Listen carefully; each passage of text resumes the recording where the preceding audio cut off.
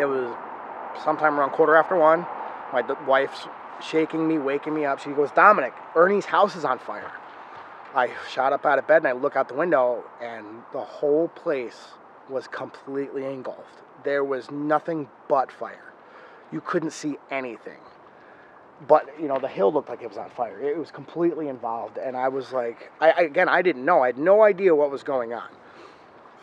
Come to find out, Ernie had run down to my grandmother's house, knocked on the door, said his house was on fire, and then ran back up.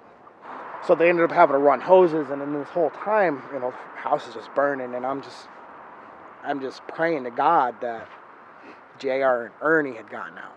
Again, not knowing. And the house is still burning. Firemen are putting it out. Heather was sitting right there on those steps, right there. And I came running up, and I can't remember who said it. There was a lot going on. It was pure chaos. So I go up to Heather. I'm like, Heather, what happened? I was like, where's JR? Where's Ernie? And she says, well, Ernie's around back with the firemen. I said, okay, so Ernie's out. I said, where's JR, Heather? She's like, he's unaccounted for. I said, what do you mean he's unaccounted for? She says, that's all the firemen are telling me. He's unaccounted for. So Ernie came around while I was standing here, and he hugged Heather, and he was blank. There was nothing. There was no emotion. And when I say he hugged her, he just put his arms around her and just kind of stared away from her. Like, he wouldn't look at her. He wouldn't talk to her. Nothing. He would not communicate with Heather at all. And Heather was asking him, what are we going to do? Did the animals get out? And she didn't mention JR. And that's why I can't wrap my head around this, because everything leading up to that night, the perception was they loved him and cared for him. They, bought him train sets. He loved trains, and that really strikes with me because my son, who's got, he's on the autism spectrum, he loves trains, and it was just,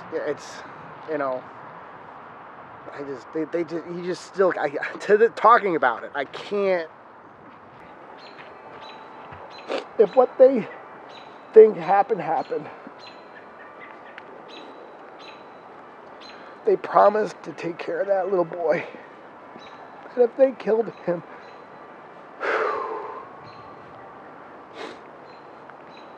I could never, as aggravated as I get sometimes with my babies, I could never do that. And if they didn't want him, they couldn't handle him or whatever, just put him back in the county. He didn't deserve what happened here, no matter what happened. And